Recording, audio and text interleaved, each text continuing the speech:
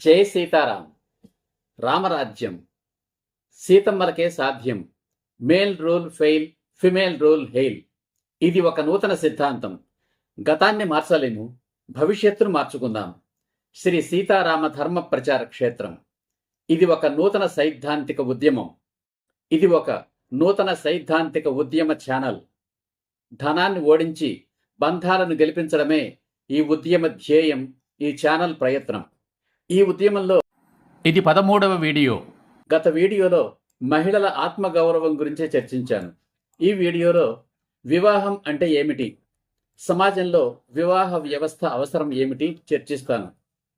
ఇది ఒక సిద్ధాంతం కనుక ఈ వీడియోలోని ప్రతి పదము ప్రతి వాక్యము ముఖ్యమే. ఏది వదలకుండా చివరి వరకు వినండి. ఇది మీ వీడియో, మీకోసం, మీ పిల్లల కోసం వినండి. ఇటీవల వివాహ వ్యవస్థ మీద కొన్ని వితండవాదాలు సమాజంలో వినబడుతున్నాయి. పిల్లల్ని కనాలంటే పెళ్లి అవసరమా, సంసారం చెయ్యాలంటే పెళ్లి అవసరమా, ఒక స్త్రీ ఒక పురుషుడు పెళ్లి అనే బంధం లేకుండా సహజీవనం చేస్తే తప్పేమిటి మొదలైనవి. ఆ వితండవాదాలకు సమాధానంగా అసలు వివాహ వ్యవస్థ అంటే ఏమిటి, అది ఎలా ఏర్పడి ఉంటుంది, దాని ఆవశ్యకత ఏమిటి అనే విషయాలను చర్చిస్తాను. సృష్టిలోని ఇతర జంతువుల నుంచి మనిషిని ప్రత్యేకంగా నిలిపేది వివాహ వ్యవస్థ. వివాహ వ్యవస్థ అంటే పితృస్వామ్యం. ఇతర జంతువుల్లో ఉన్నది మాతృస్వామ్యం. మాతృస్వామ్యంలో తండ్రి అనే భావన ఉండదు. మగ జంతువు ఆడ జంతువుతో జత కట్టి తన దారిని తాను వెళ్ళిపోతుంది. అలాగే కొన్ని మగ జంతువులు కూడా అదే ఆడ జంతువుతో జత కట్టి పోతుంటాయి. తాము జత కట్టిన ఆడ జంతువును గుర్తుంచుకోవు. మరో రోజు మరో ఆడ జంతువుతో జత కడతాయి. తరువాత ఆ ఆడ జంతువు గర్భం దాల్చుతుంది. ఏ మగ జంతువు వలన తనకు గర్భం వచ్చిందో ఆ ఆడ జంతువుకు తెలియదు. తెలుసుకోవలసిన అవసరం ఆ ఆడ జంతువుకు కానీ మగ జంతువుకు కానీ ఉండదు. ఆ జంతువులన్నీ తమ బ్రతుకు తాము బ్రతుకుతాయి. తమ ఆహారాన్ని తాము కష్టపడి సంపాదించుకుంటాయి. ఒక జాతి జంతువులన్నీ సమష్టిగానే జీవిస్తాయి. ఆహారం కోసం కానీ జత కట్టడం కోసం కానీ ఒక జంతువు మరో జంతువును చంపుకోదు. గర్భం దాల్చిన ఆ ఆడ జంతువు ఆ క్షణం నుంచి పిల్లలను ఈనే వరకు తన బరువు బాధ్యతలను, రక్షణను తానే చూసుకోవాలి, చూసుకుంటుంది. ఏ ఇతర జంతువు వాటికి సాయపడదు. నిర్ణీత కాలానంతరం ఆ ఆడ జంతువు పిల్ల జంతువులకు జన్మనిస్తుంది. ఆ పిల్ల జంతువులన్నీ ఆ ఆడ జంతువు తన ఆస్తిగా భావిస్తుంది.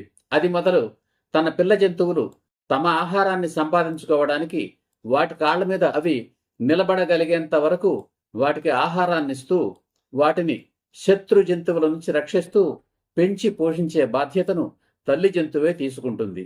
అదే మాతృస్వామ్య వ్యవస్థ. తండ్రి జంతువుకు ఏ బాధ్యత ఉండదు. అసలు తండ్రి జంతువు అనే భావనే ఉండదు. అదే మాతృస్వామ్యం. మరి ఇతర ఏ జంతువుల్లోనూ లేని వివాహ వ్యవస్థ లేదా పితృస్వామ్య వ్యవస్థ లేదా కుటుంబ వ్యవస్థ లేదా సమాజ వ్యవస్థ మనుషుల్లో మాత్రమే ఎందుకు, ఎలా ఏర్పడింది? సృష్టిలోని జంతువులన్నీ తమ శత్రు జంతువుల నుండి తమను తాము రక్షించుకోవడానికి సమూహాలుగా తిరుగుతూ ఉంటాయి. ఐకమత్యమే బలం అనే సిద్ధాంతం వాటికి మనకంటే ముందే తెలుసు, మనకంటే బాగా తెలుసు.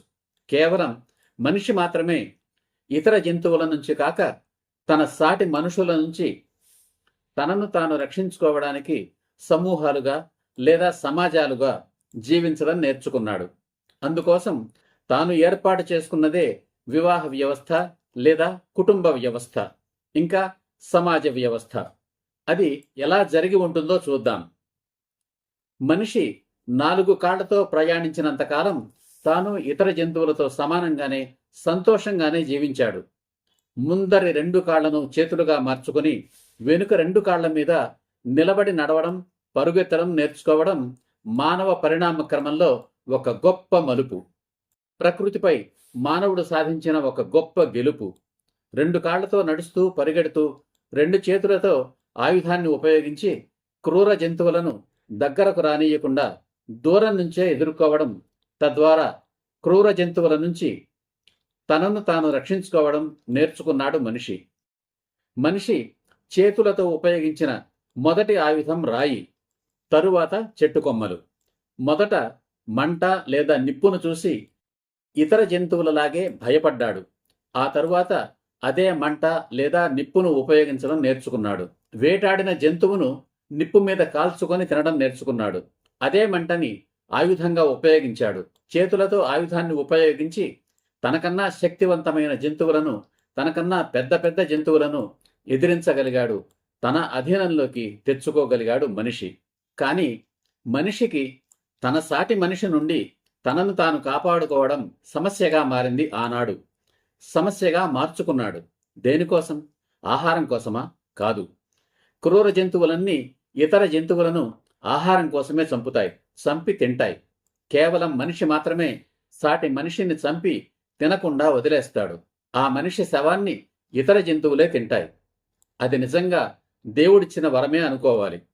మనిషి శవాన్ని మనిషే గనక తినడం మొదలు పెడితే మానవజాతి పూర్తిగా నశించిపోయి ఉండేది. మనుషులను తినే వాళ్లను రాక్షసులు అంటాము. అది కూడా దాదాపు ఒక ఊహ మాత్రమే. ఈనాటికి సమాజంలో రాక్షసుల్లాంటి మనుషులు అసంఖ్యాకంగా ఉన్నారు, కానీ వారు మనుషులను మాత్రం తినడం లేదు. అంతవరకు మానవజాతి అదృష్టమే.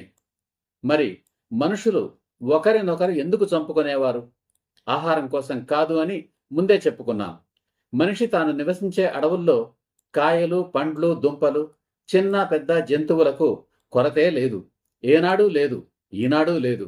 కనుక ఆహారం అనేది మనిషికి ఏనాడూ సమస్య కాలేదు, కాదు. మరి సంపద కోసమా? అప్పటికి సంపద అనే భావనే లేదు. ఎన్నో యుగాల తరువాత సంపద అనే భావన పుట్టింది. మరి దేనికోసం?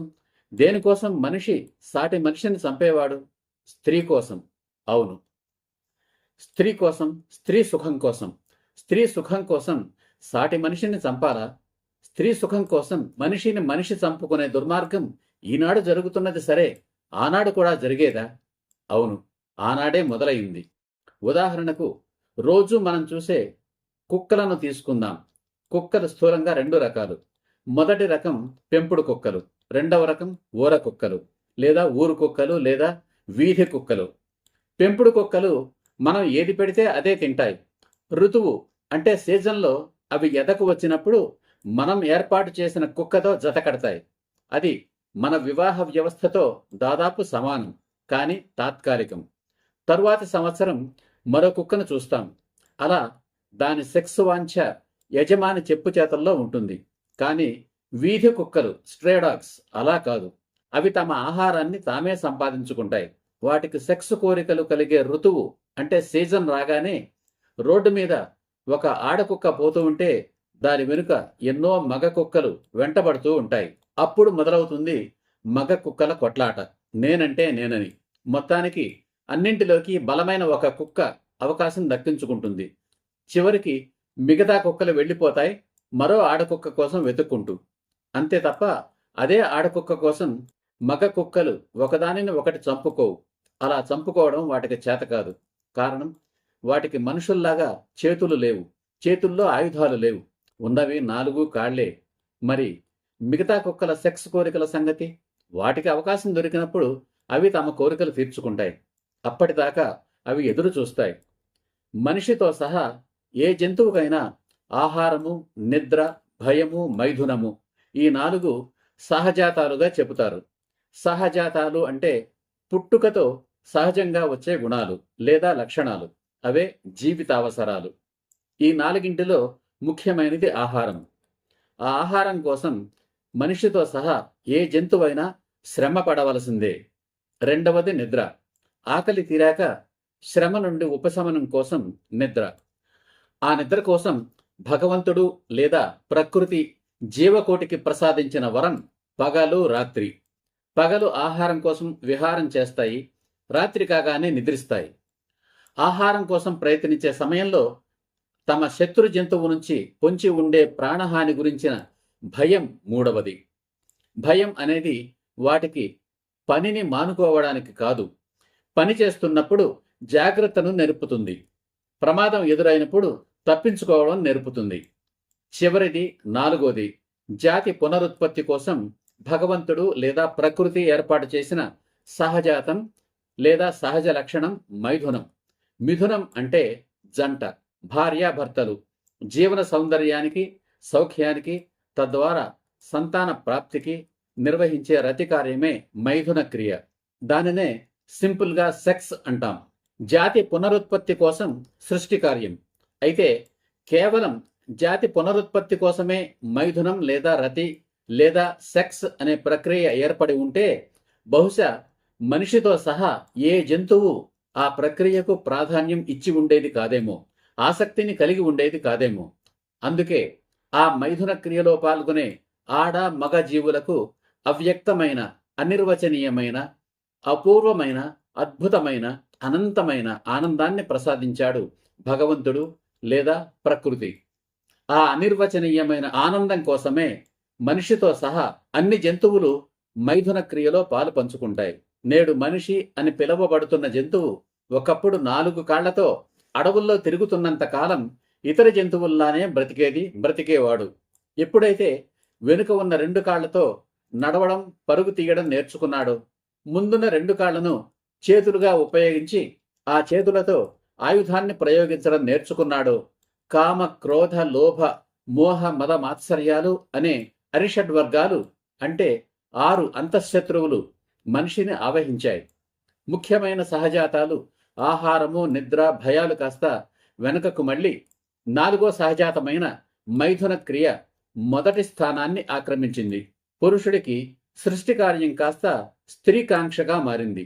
ఆ స్త్రీకాంక్ష పురుషుడిలో కొత్త కొత్త ఆలోచనలు రేపింది, కొత్త కొత్త జీవన ప్రమాణాలను నేర్పింది, కొత్త కొత్త సంపదలను సృష్టించింది, కొత్త కొత్త ఆవిష్కరణలకు ప్రేరేపించింది.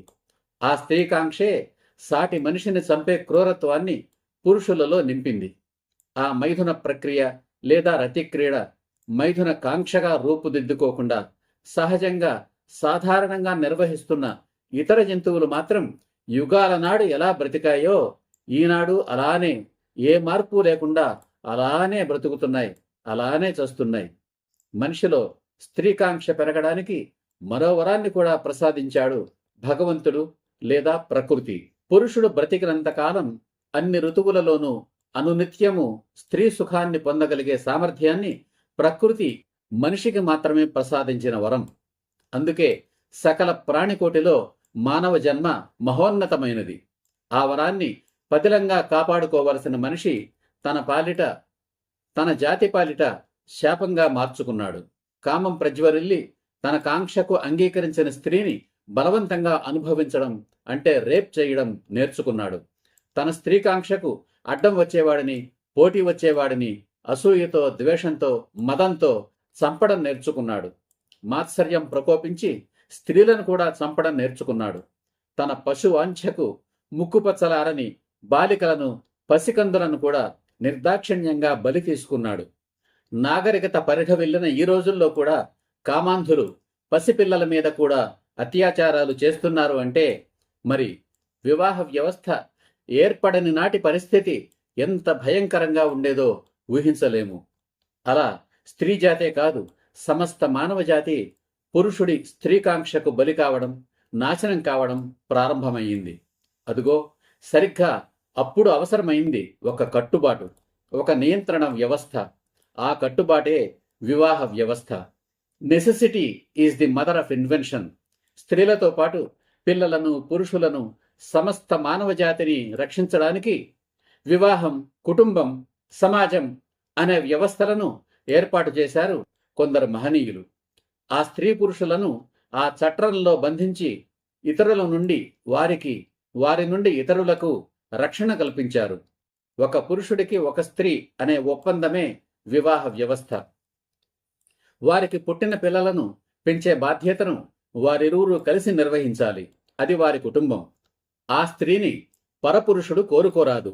అలా కోరుకున్న వాడిని సమాజంలోని ఇతర పెద్దలందరూ నియంత్రించేవారు. అవసరమైతే అందరూ కలిసి వాడిని మట్టుబెట్టేవారు. రామాయణంలో జరిగింది అదే. రావణాసురుణ్ణి సంహరించడానికి దేవతలందరూ తమ తమ ఆయుధాలను రాముడికి అందించి సహకరించడం అది ఒక ఉదాహరణ మాత్రమే. అనంతరం తరతరాలుగా అనేక ఆటుపోట్లకు, ఒడుదుడుకులకు, సర్దుబాట్లకు దిద్దుబాట్లకు లోనై చివరికి ప్రస్తుతమున్న స్థాయిలో స్థిరపడింది వివాహ వ్యవస్థ. వివాహ వ్యవస్థ అంటే మానవ జాతికి, ముఖ్యంగా స్త్రీ జాతికి కల్పించిన రక్షణ వ్యవస్థ. వివాహ వ్యవస్థ అంటే హక్కులు అనబడే పుష్పగుచ్ఛం కాదు. వివాహ వ్యవస్థ అంటే బాధ్యతలు అనబడే బంగారు గొలుసుల బంధనాలు. ఇది క్లుప్తంగా వివాహ వ్యవస్థ చరిత్ర. లక్షల సంవత్సరాలకు పూర్వం మనిషి వివాహ వ్యవస్థను ఏర్పాటు చేసుకున్న నాడు ఏ మతమూ లేదు, ఏ దేశమూ లేదు, ఏ కులము లేదు, ఏ సంస్కృతి లేదు. వేరువేరు ఖండాల్లో ఎక్కడికక్కడ జరిగిన ఏర్పాటు అది. అందరిది ఒకే లక్ష్యం, మానవ జాతి రక్షణ. అందుకోసం ఐక్యత.